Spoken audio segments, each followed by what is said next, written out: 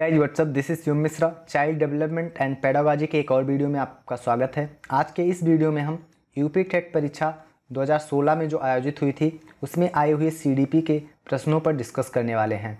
तो इस परीक्षा में आए हुए सीडीपी के प्रश्नों में प्रश्न संख्या 1 से लेकर के प्रश्न संख्या 15 तक के प्रश्नों पर हमने पिछली वीडियो में डिस्कशन कर लिया है। इस वीडियो में हम प्रश्न संख्या 16 से लेकर के प्रश्न संख्या 30 तक के प्रश्नों को डिस्कस कर रहे होंगे। तो आइए शुरू करते हैं। आज का पहला प्रश्न है, टर्मन के अनुसार 90 से 100 बुद्धि लब्धि का बालक माना जाता है। ऑप्शंस हैं मंद बुद्धि, सामान्य बुद्धि, श्रेष्ठ बुद्धि या क्षीण बुद्धि। तो गाइज आइए सबसे पहले हम टर्मन के अनुसार जो एक सारणी बुद्धि लब्धि की बनाई गई है उसको देख लेते हैं। तो टर्मन ने बताया है कि वह बालक जिसकी बुद्धि लब्धि 25 से कम है उसको हम जड़ बुद्धि वाला बालक कहेंगे, उसकी जड़ बुद्धि होगी। तथा वह बालक जिसकी बुद्धि लब्धि 25 से 50 के बीच में है उसे हम मूढ़ बुद्धि कहेंगे। तथा ऐसा बालक जिसकी बुद्धि लब्धि 50 से 70 के बीच में होगी उसे हम मूर्ख बुद्धि लब्धि वाला कहेंगे, मूर्ख बुद्धि वाला कहेंगे। तथा ऐसा बालक जिसकी बुद्धि लब्धि 70 से 80 के बीच में है उसे क्षीण बुद्धि का बालक कहेंगे। तथा ऐसा बालक जिसकी बुद्धि लब्धि 80 से 90 के बीच में है उसे मंद बुद्धि का बालक कहेंगे। और जिस बालक की बुद्धि लब्धि 90 से 110 के बीच होगी उसे सामान्य बुद्धि का बालक कहेंगे। तथा जिस बालक की बुद्धि लब्धि 110 से 120 होगी उसे उत्कृष्ट श्रेणी में रखा जाएगा। तथा जिसकी बुद्धि लब्धि 120 से 140 के बीच होगी उसे प्रखर बुद्धि वाला कहा जाएगा। तथा जिस बालक की बुद्धि लब्धि 140 से अधिक होगी उसे प्रतिभाशाली कहते हैं। तो गाइस टर्मन ने ये लिस्ट बताई है जिसमें इन्होंने बताया है कि वह बालक जो 90 से 110 के बीच में जिसका आईक्यू है उसे हम सामान्य बुद्धि वाला बालक कहेंगे। तथा 80 से 90 जिसकी है उसे मंद बुद्धि वाला, 70 से 80 है जिसकी उसे क्षीण बुद्धि वाला, 50 से 70 है उसे मूर्ख बुद्धि वाला, 25 से 50 के बीच में है वह मूढ़ बुद्धि वाला, तथा 25 से भी जिसकी कम है उसे जड़ बुद्धि वाला कहा जाएगा। तथा 110 से 120 में जिस बच्चे की बुद्धि लब्धि है आईक्यू है उसको उत्कृष्ट बुद्धि वाला बालक, 120 से 140 के बीच में जिसका आईक्यू है उसे प्रखर बुद्धि वाला बालक, तथा ऐसा बालक जिसका आईक्यू 140 से अधिक है उसे प्रतिभाशाली बालक कहा जाएगा। तो गाइज आइए हम अपने प्रश्न पर वापस आते हैं और देखिए यहाँ पे दिया हुआ है 90 से 100 बुद्धि लब्धि वाला बालक। तो जो सामान्य बुद्धि होती है वो होती है 90 से 110 के मध्य में, अर्थात ऐसा बालक जिसकी बुद्धि लब्धि 90 से 100 है वह सामान्य बुद्धि वाला बालक होगा। वहीं पे अगर हम और ऑप्शंस की बात करें तो मंद बुद्धि का जो आईक्यू होता है वो क्या होता है, तो मंद बुद्धि 80 से 90 के बीच में होती है, क्षीण बुद्धि 70 से 80 के बीच में होती है, श्रेष्ठ बुद्धि यानी प्रतिभाशाली जो बालक होता है उसे वो 140 से अधिक होता है। तो इस प्रश्न का दूसरा विकल्प सही उत्तर होगा। आगे बढ़ते हैं और अगला प्रश्न है, हॉल का सिद्धांत निम्न में से किसकी व्याख्या करता है। ऑप्शंस हैं बुद्धि की प्रकृति, अधिगम में अभिप्रेरणा की भूमिका, मूल्यों का विश्वास, किशोरों का मनोविज्ञान। तो हॉल का जो सिद्धांत है वो किशोरों का मनोविज्ञान की व्याख्या करता है। इस प्रश्न का चौथा विकल्प सही उत्तर होगा। अगला प्रश्न है, मानव व्यक्तित्व के मनोलैंगिक विकास को निम्न में से किसने महत्व दिया है। ऑप्शंस हैं कमेनियस, हॉल, हॉलिंगवर्थ या फ्रायड। मानव व्यक्तित्व के मनोलैंगिक विकास को फ्रायड ने महत्व दिया है। तो इस प्रश्न का सही उत्तर होगा फ्रायड। गाइस आइए हम फ्रायड के बारे में कुछ महत्वपूर्ण बातों पे डिस्कस कर लेते हैं। देखिए जो फ्रायड हैं, फ्रायड के अनुसार व्यक्तित्व की अवस्था या मनोलैंगिक सिद्धांत का अगर बात किया जाए, मनोलैंगिक सिद्धांत, तो सबसे पहले हम यहाँ लिखेंगे अवस्था का नाम और यहाँ पे हम लिखेंगे उम्र। तो फ्रायड के मनोलैंगिक सिद्धांत के अनुसार जो मुखीय अवस्था होती है इसकी उम्र होती है जन्म से 1 वर्ष, अर्थात इसके अनुसार फ्रायड के मनोलैंगिक सिद्धांत के अनुसार जो मुखीय अवस्था होती है, मुखीय अवस्था यानी कि जन्म से 1 वर्ष, इस समय कामवासना का केंद्र मुख होता है। फिर जो दूसरी अवस्था होती है वो होती है गुदीय अवस्था जिसकी उम्र मानी जाती है 1 वर्ष से 3 वर्ष तक। नेक्स्ट है लिंगीय अवस्था जिसकी उम्र 3 वर्ष से 6 वर्ष तक मानी जाती है।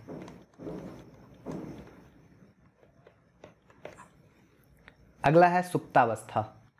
सुप्तावस्था की जो उम्र होती है वो होती है 6 वर्ष से 12 वर्ष तक। फिर इसके बाद जननेंद्रिय अवस्था आती है और इसकी उम्र मानी जाती है 12 से 18 वर्ष। तो इस तरह से फ्रायड के मनोलैंगिक सिद्धांत के अनुसार इतनी अवस्थाओं में बांटा गया है, जिसमें पहली है मुखीय अवस्था, फिर गुदीय अवस्था, फिर लिंगीय अवस्था, फिर सुप्तावस्था, फिर जननेंद्रिय अवस्था। इसके अलावा भी फ्रायड से संबंधित और भी कुछ महत्वपूर्ण बातें हैं, जैसे कि फ्रायड ने अभिप्रेरणा का सिद्धांत दिया है। तो जो फ्रायड का अभिप्रेरणा सिद्धांत है, उसके अनुसार जो प्रेरणा है वो 2 भागों में विभाजित की गई है।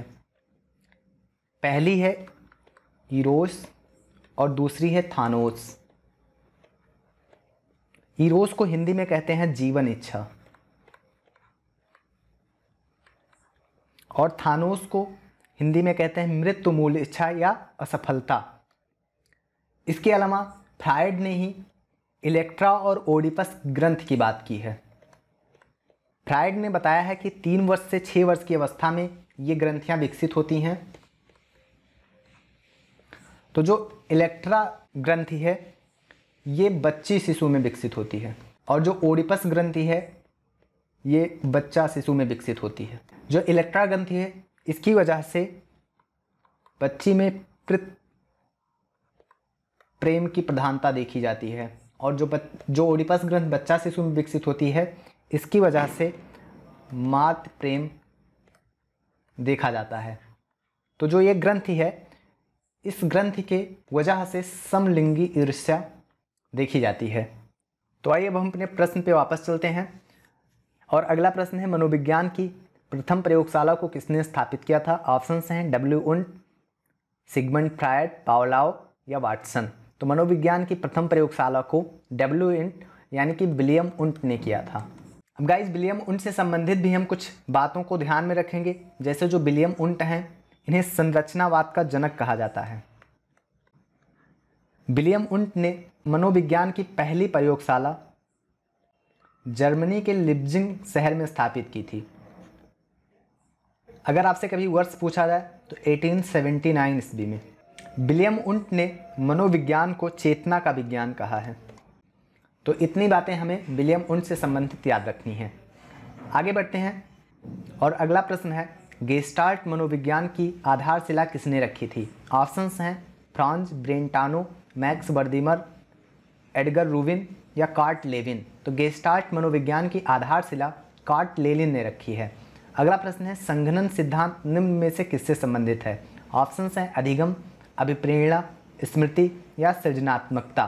तो संघनन सिद्धांत स्मृति से संबंधित है। अगला प्रश्न है क्षेत्र सिद्धांत निम्न में से किस वर्ग का योगदान है। ऑप्शंस हैं व्यवहारवादियों का, संरचनावादियों का, मनोविश्लेषकों का या गेस्टाल्टवादियों का। तो जो क्षेत्र सिद्धांत है ये गेस्टाल्टवादियों का योगदान है।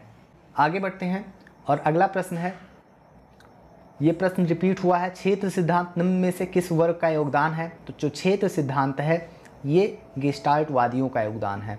चौथा विकल्प इस प्रश्न का सही उत्तर है। अगला प्रश्न है भाटिया बैटरी का प्रयोग निम्न में से किसके मापन हेतु किया जाता है। ऑप्शंस हैं व्यक्तित्व, रुचि, बुद्धि या अभिक्षमता। तो जो भाटिया बैटरी है इसका प्रयोग बुद्धि के मापन में किया जाता है। अगला प्रश्न है अभिक्रमायोजित अधिगम का प्रत्यय किसने दिया है। ऑप्शंस हैं हल, थॉर्नडाइक, स्किनर या वाटसन ने। तो गाइस अभिक्रमायोजित अधिगम का प्रत्यय स्किनर ने दिया है। अब यहाँ पे स्किनर से संबंधित कुछ महत्वपूर्ण बातों को हमें याद रखना चाहिए। तो यहाँ पे हम स्किनर को डिस्कस नहीं करेंगे क्योंकि हम पिछली वीडियोज़ में कई बार स्किनर के बारे में डिस्कस कर चुके हैं। तो अगर आपको स्किनर के बारे में डिटेल में देखना है, जानना है तो पिछली वीडियो को आप देखिए। अगर आपने देख रखा है तो आप उसको रिवाइज कर सकते हैं। आगे बढ़ते हैं और अगला प्रश्न है व्यवहारिक क्षमताओं में वह सापेक्ष अस्थायी परिवर्तन जो कि प्रबलित अभ्यास का परिणाम होता है उसे क्या कहते हैं। ऑप्शंस हैं अधिगम, अभिप्रेरणा, अभिवृत्ति या अभिक्षमता। तो व्यवहार क्षमताओं में वह सापेक्ष अस्थायी परिवर्तन जो कि प्रबलित अभ्यास का परिणाम होता है इसे अधिगम कहते हैं। अगला प्रश्न है संज्ञान किस बुद्धि के सिद्धांत का हिस्सा है। ऑप्शंस हैं प्रतिदर्श सिद्धांत, समूह कारक सिद्धांत, गिलफोर्ड का सिद्धांत या फ्लूइड तथा क्रिस्टलाइट का सिद्धांत। तो जो संज्ञान है ये फ्लूइड तथा क्रिस्टलाइट सिद्धांत का हिस्सा है। अगला प्रश्न है 8 वर्ष के सुधीर की मानसिक आयु 10 वर्ष है, उसकी बुद्धिलब्धि कितनी है। तो देखिए टर्मन ने बुद्धिलब्धि निकालने का फार्मूला दिया है। तो तो उसमें बताया उन्होंने कि IQ बराबर होता है मानसिक आयु बटे वास्तविक आयु गुणे 100। अब यहाँ पे मानसिक आयु कितनी दी गई है? देखिए मानसिक आयु है 10 वर्ष, तो मानसिक आयु 10 वर्ष दी गई है और सुधीर की जो वास्तविक आयु है वो 8 वर्ष है। अब अगर हम निकालें यहाँ से इसका IQ तो ये होगा 10/8 × 100, तो इसका IQ आएगा 125। तो इस प्रश्न का सही उत्तर होगा चौथा विकल्प 125। आगे बढ़ते हैं और अगला प्रश्न है, संवेग का कौन सा सिद्धांत इस विचार को मानता है कि संवेगात्मक अनुभव संवेगात्मक व्यवहार पर आधारित है? ऑप्शन हैं जेम्स लैंग सिद्धांत, हाइपोथैलेमिक सिद्धांत, सक्रियता सिद्धांत, अभिप्रेरणा सिद्धांत। तो इस प्रश्न का सही उत्तर होगा जेम्स लैंग सिद्धांत। अब यह सिद्धांत किसके द्वारा दिया गया है? तो जैसा कि नाम से ही स्पष्ट है कि ये जेम्स द्वारा दिया गया होगा, तो ये सिद्धांत दिया गया है विलियम जेम्स के द्वारा। आगे बढ़ते हैं और अगला प्रश्न है, किसी इच्छा या आवश्यकता में रुकावट पड़ने पर उससे उत्पन्न होने वाला सांवेगिक तनाव खाली स्थान कहलाता है? ऑप्शन है द्वंद्व, कुंठा, चिंता या तनाव। तो किसी इच्छा या आवश्यकता में रुकावट पड़ने पर उससे उत्पन्न होने वाला सांवेगिक तनाव चिंता कहलाता है। इस प्रश्न का सही उत्तर होगा तीसरा विकल्प चिंता। अगला प्रश्न है, कोहलबर्ग का सिद्धांत निम्न में से किस विकास से संबंधित है? ऑप्शन है भाषा विकास, सामाजिक विकास, नैतिक विकास या शारीरिक विकास। तो कोहलबर्ग का सिद्धांत नैतिक विकास से संबंधित है। तो आइए हम डिस्कस कर लेते हैं कोहलबर्ग के नैतिक विकास के चरण। कोहलबर्ग ने नैतिक विकास के 3 चरण दिए हैं। पहला है पूर्व नैतिक या पूर्व परंपरावादी या पूर्व रूढ़िवादी चरण। इसकी उम्र 3 वर्ष से 9 वर्ष तक बताई है इन्होंने। दूसरा है नैतिक या रूढ़िवादी या परंपरावादी अवस्था। इसकी उम्र बताई है इन्होंने 10 वर्ष से 13 वर्ष तक। और तीसरा बताया है उत्तर नैतिक या उत्तर परंपरागत या उत्तर रूढ़िवादी अवस्था। इसकी उम्र इन्होंने बताई है 13 वर्ष से 16 वर्ष तक। कोहलबर्ग की एक पुस्तक है, इसको भी हम याद रखेंगे, the psychology of moral development.